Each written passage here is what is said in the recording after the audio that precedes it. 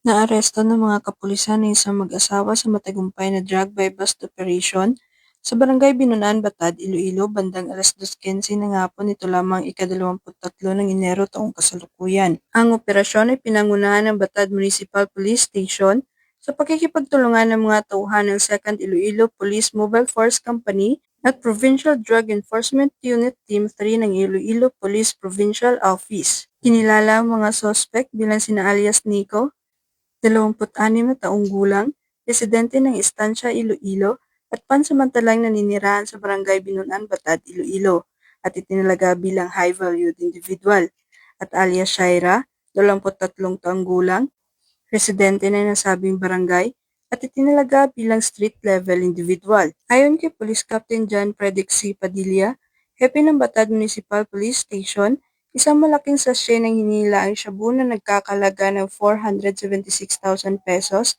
ang nabili ng operatiba mula sa mga suspect sa isinagawang buy-bust transaction. Dagdag pa niya, matapos ang pagkakaaresto ay na-recover sa pag-iingat ng mag-asawa ang 3 malalaking bulto ng iligal na droga, 4 na medium-sized heat-sealed transparent sachet ng hinilaang shabu, at 9 na small-sized heat-sealed sachet ng iligal na droga.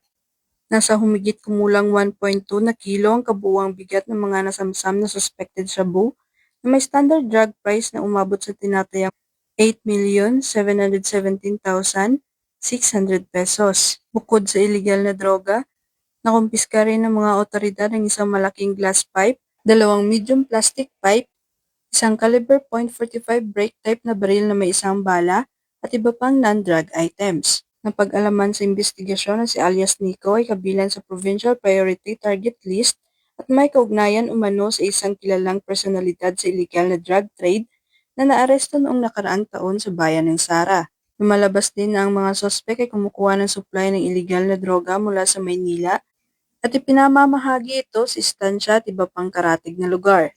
Sa kasalukuyan, ang mga sospek ay nasa kustodiya na ng Batad Municipal Police Station at mahaharap sa kaukulang kaso sa ilalim ng RA 9165 o ang Comprehensive Dangerous Drugs Act of 2002.